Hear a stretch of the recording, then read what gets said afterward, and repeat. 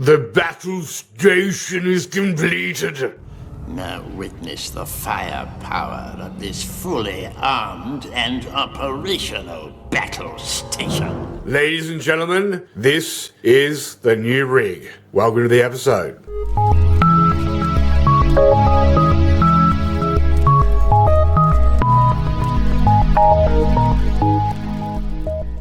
Alright guys, so what I've done in the meantime, sorry I haven't been on for a while, but what it basically comes down to is I have been waiting on a lot of stuff for delivery. And as you know, with everything going on in the world with that we do not speak of, we have had to wait a while for some new stuff to come for the set. So to start with, I've gone and got myself an excellent little camera, the Lumix G7. That is my webcam as well as my set cam, obviously. I'm running through my Ava Media Gaming 2 HD Gaming 2 capture card, which is in the computer, which I'll show you a bit later on with everything running. I have myself a Asus TUF 32-inch curved 144 Hz, 1 millisecond response, absolute monster of a 32-inch monitor, which has just changed my whole approach to gaming, my whole way of seeing gaming and immersion and all that type of stuff. It is amazing. It is the best monitor I've ever had in my life. It's 1440p. The VA panel in it is spectacular for a VA panel and has some awesome technology in it like shadow boost and a bunch of other things. HDR, it's a monster. It's G-Sync compatible and just simply an amazing monitor in its own right. You know, I've got my 27-inch, my G-Sync monitor there. So I have G-Sync compatible and G-Sync support all the way through. My 24-inch monitor there as a side monitor. That is an absolute godsend to have now finally, especially when I got guests on the channel and things like that, as well as a new monitor arm. So this one was a cheapie off eBay. Excuse the mess down there, but that's where all my plugs and cables go into. And obviously the old tripod. Now what I've done at the back here, guys, is I've actually put some strapping in. As you can see, I've painted it myself and I think I've done a pretty bang-on job. And that metal strapping is there purely for the purpose of holding that monitor arm up. Now, as you can see, it's got a little bit of lead on it. This arm was actually an Aussie-made job by a fellow who's retired, previous turner and fitter, and he was selling these on eBay separately, just by himself. And unfortunately, you can't buy them anymore, but it is desk-mounted, and it is absolutely over-engineered for a 27 and 24-inch monitor. So, not necessarily for a 32 and a 27, but that's okay. I've managed to be able to, put the strapping in, screw it in under the desk. So it just provides additional support. And I really don't want to be gaming one day and sitting on this thing and then, have those two fall on my head and kill me or electrocute me or, cut me to shreds. So, that's why I've done that. But guys, the battle station is complete. I have a full, proper professional YouTube rig now. I've got the 3900X with the 4000 megahertz RAM, 4.4 gigahertz CPU, yada yada yada. I'll go into that later in a different video. But I just want to get you guys a bit of an understanding of where we're at now. This is the final set. This is with everything done. You guys are pretty much never going to see the backdrop, but that's a blockout curtain, and it's also there to cut out obviously any reverb and echo in the room. It was on the back here, and I'm thinking about getting another one for more tech review stuff, obviously to cover that door up again. But for now, it's more of a case of, productivity over looks. There's the Ava Media box next to the green screen. Beautiful little card. Lights up blue, which I'll show you shortly. Now, the green screen. I've got a cat. And if you want to have a green screen without holes in it, don't have a cat. So the old green screen had to be retired, and I've had to strip the frame again. As you guys have seen in past where I did a video on this, I stripped it down. But what I've also done is I've actually done some additional engineering, we'll call it. And now, as you can see, it sits on its own legs, so I can get right up close to my chair. And it's also got a support arm at the back as well. Now I've done this as just an additional engineering thing, and as you can see up here, I put a hook on the backboard above my painting, and I've got the extension arm with a hook on the end, mounted to the back. So yeah, the set's sitting behind here still, but the beauty of it is I can actually have the set set up. As you can see, the other leg's tucked in, still on the other side, if you can see that. On this side here, the parallel to the back of the set. So what I've done is I've obviously put the legs on to allow me to be able to have the actual stand, sit how I want to stand. When I've got it set up properly, the support arm sits on the top there and holds it really firmly in place. As I said, I've got a cat. Plus I've got a child, right? He's got his computer down there, and obviously he comes past. I don't want him bumping anything as well. The set is also going to be getting a bit of a refresh compared to what it looks like from before. Just some different boxes and different ways of seeing it out, just to kind of refresh it. I've got some more LEDs. Now, I've ordered 2 sets more of the LEDs that are already on the back of the set here, as you can see, and they run down the sides. But what someone mentioned to me in a previous video, they said the lighting isn't strong enough. So I've gone and bought 2, but I've only received 1, you know, thanks to eBay, good old eBay. You can't always trust sellers, but so is life. Anyway, I've got 1 of them at the moment, and that'll be adding onto the inside. So that'll be adding to the inside of the frames here, obviously to add in the additional lighting from behind the painting you'll see on screen, just to give it more ambient lighting and to make it look that little bit more professional than it already did. Yeah, the review desk is still down there. Now, in the meantime, I've also gone through some mouse pads, because what I've noticed with the previous mat, I had the Corsair extended one. It was a great mat, but the fabric itself, once again, the cat's dug its claws in and roughed up the surface. Now, for my son's cheap mouse, it doesn't matter, but for my mouse, being a proper gaming mouse, obviously I need that perfectly smooth surface. But I've given him that mouse mat. So I recently bought this one, which is the Tato, Rocat Tato. It's a little bit bigger than the Corsair one, but the thing is, only after a very short period of time, and only probably about 5 times on the computer, does the grease and crap catch in from the heel of your hand. So not the greatest, most wonderful mouse pad, not what I'd recommend, though the surface is quite nice. It just isn't a good wearing mat. So I went and got this one. Now this mat is an oversized mat. It's basically the size of a Gamer's Nexus mod mat. This cost me $29 at JB Hi-Fi. So for any Australian customer, or maybe Walmart, $29. So it's a size of pretty much the size of a Gamer's Nexus mod mat. It is a beautiful, perfectly textured surface. It's got stitching all the way around the outside, so you can guarantee no fraying or any wear that you're going to have with worrying about the edge of the mat. It's very, very strong, really nice rubberized base, no curl. So when I took it out of the box, like a lot of mats, including this mat and this mat, they had the curl bend, and you had to wait time for it to obviously stretch out. As you can see, this one here still got a lift on it. So when I got this, I thought, oh my god, this is going to take forever to actually, you know, have it unravel. Straight out of the box, perfect, flat, done. No questions asked. Beautiful, beautiful mat. It's called the Surface X3, and the 1000 by 500 millimeters, and it's microfiber surface and dust and water resistant. Look, $30 guys, $30 Australian. So in this XXL large, and it is designed for people that game. So guys, look, this thing is now an absolute monster. I've still got the webcam because I wanted to make sure that if I was going to be doing any streaming and stuff like that, or more importantly, if I just want to do a quick run and, you know, do some testing, I've kept the webcam up there, which is the C922 Pro, which is the live streamer camera.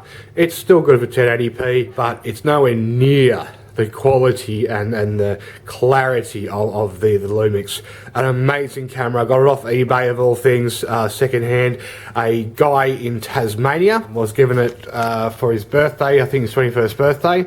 He's used it maybe twice, put it back in a box, it gathered dust, and I was the lucky one to be able to purchase it off eBay for a fair price, but far cheaper, I will say, than the cost of a brand new one. It's in perfect condition. There is not a single thing wrong with it, and the only thing I'm going to be looking at in the future is this is the stock lens, and it's good. It's a nice lens. It's great for taking 4K photos and things like that, but it's not such a great YouTube set lens. So I'm going to be looking at a budget option. As you guys know, that's what I specialize in, and aside from what I bought recently, because they are prerequisites for a proper professional YouTube set. You can't get away with anything cheaper, or you can, but why would you? This is a long-term investment, just like my CPU and everything is. So yeah, long story cut short, basically that the lens will be getting changed out to a 25mm. It just lets a little bit more light in. You get a better aperture of the actual scene you're in, better clarity, just because of the light and ISO and all that jazz. And that's one thing I want to bring up, guys. The camera people of the world. I'm on my Nikon Coolpix L820. This is a 16 megapixel camera. Why it's so hard or complicated to get a camera to work when it's an expensive camera, and ISO and lighting and dynamics and all of that stuff. They're a different species of human being, just like us tech people. We're very much different to everyday retail customers, and but when we come to cameras, it's its own complete technology, its own complete world of understanding of what these things do. These are computers in themselves, technically, and they also cameras at the same time. So you wonder why am I using my brand new mobile phone's cameras, because that's got 20 megapixels, etc. You can do so, but you are going to suffer the digital compression, the down framing and things like that of how a digital camera processes in a mobile phone compared to an actual camera. And that's just part of one of the caveats of digital phones and cameras now. The piece de resistance. Now, I've done all this hard work, right? I've done all this cable management behind my desk, so you don't see any cables hanging down.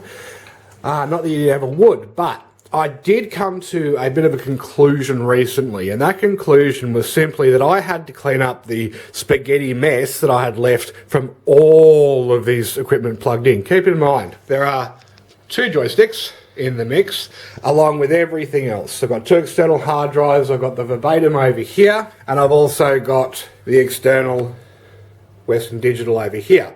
So I thought to myself, okay, and I've got all these other cables, spare cables running out from the part of the plug hole desk there for this camera, the USB, to obviously download images with the crappy software it comes with. It is an old camera.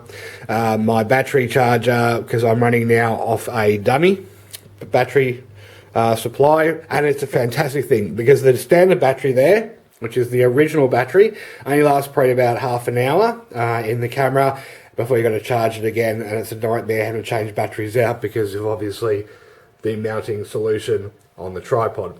So yeah, and plus I've got all these other cables running, and then I've got all the other cables running for the back of the monitors. It's a nightmare. So what I've done is I got online, eBay again, guys, and I got these. All right, these cable boxes are an absolute godsend. Now, I got both for the price of one. The bigger one on the left and the smaller one on the right. The bigger one on the left can take up to 7 pad power supply and cables, and the one on the right can take up to a 4 pad power supply and cables. And as you can see, if you can, just because the lighting's not great down here, everything is super neat. I've got nothing lying around, nothing out of the way, nothing I can kick my foot on and electrocute myself with. And that's really important. Most of us computer people are quite lazy in cable management. We don't really spend the time we need to in relation to looking after our equipment when it comes down to the basics. So I thought, well, why not? If I'm going to have such a beautiful battle station, it's going to be able to handle everything from streaming, obviously with the live chat over here, or the hot chat, what do you want to call it. I'm just about getting a streaming, guys. It's all very complicated in its own right, and I'm learning day by day. If there's someone who's a streamer in the actual comment section, or is a subscriber who is a streamer, please contact me. Please come into Discord and help me get my stream set up, because I'm trying Streamlabs OBS and it's just a nightmare to get it set up. And it's something that I'm learning from scratch, and I don't do Photoshop and all that jazz. So I'd really, really appreciate your support and help, guys, to get that side set up, because I want to do some game streaming moving forward. And I'm moving away from Star Citizen for quite a while. So anyway, long story cut short, guys, there's the battle station. We'll have updates with the overclocking, as well as the hardware I've used, etc. and so forth. We're going to be doing a lot more tech guidance videos and things like that moving forward. Re-skinning of the screen was a necessity. And now, as you can see now, the cat does not touch the new green screen. And this is obviously a necessity of a streaming set, as well as just, you know, everyday YouTube usage. Doing tech videos, the set will come out, and then when I'm doing streaming and other videos, gaming videos and things like that, obviously I'm using this green screen. Microfiber cloth, of all things, but with microfiber, most people don't realise is you've got a shiny side and a dull side. This is the dull side on the front, the shiny side's on the back. Makes a perfect green screen. It's not the perfect green, but it does the precise job just with a bit of fiddling around and adjustment, and it works perfectly fine. So guys, yeah, we're all updated. I'm going to obviously do another video after this showing you this in action. I've got the Blue Yeti. I've got the wind muff because I've got my nose problem. So that covers all my issues with breathing. I've also put a noise gate in on ABS as well. So in future, you guys won't hear me breathe when I'm on video with you guys. And doing live streams in future. So now guys, I just thought I'd give you a quick update. I'll give you an update once at least this LED strip's installed, and once the other one comes, I'll have that set up on the set and I'll do a set show for you. Also, just quickly, that's a 4790K if you haven't already realised, with a GTX 1080, 24 gig of RAM because one of the sticks died, was 32 prior, and it's 4790K running at 4.7 gigahertz. On an MSI Gaming 5 motherboard, on an A240 AIO from Cooler Master, and the AAC 24-inch 75Hz monitor for my son with my old Tiamats, which is a 7.1 analog, which goes straight back to the computer. The good thing about this motherboard in this case, it has its own 12-volt adapter from the board to help amplify the speakers, so he gets amazing boomy bass out of those, and he's got his own little controller there, mouse, keyboard, the whole bit. So it's not like my son's losing out any. He's only 11 and he's got that. So no, tell me in the comments how many other 11-year-olds get a beast system like that for your 11-year-old, right? And yeah, so that's it. We're done. Guys, I will catch you in the next one. Any comments, any questions, anything you want to know, or any advice you want to give, please pop off in the comments. Help me out. Obviously, the better I get, obviously, the better the videos get, and the more entertainment you've got coming your way from my channel. More importantly, guys, I want to grow now. I'm leaving Star Citizen in the dust, as it is in the dust already. Its time is up. It's over. It's finished with. It's nothing to talk about. Maybe in 5 years, when we get somewhere with Star Citizen and it gets a bit bigger and better, then we'll come back and have a chat and look at Star Citizen again. But for now, focusing on tech and gaming. I've got some game playthroughs coming up as well, just for a bit of fun and just to give you guys some entertainment while we obviously sit in this rut. And yeah, get us closer to Cyberpunk 2077 when I can do a review on that as well. All right, guys. So anyway, that's it as per usual, and as per always, peace out. Cheers.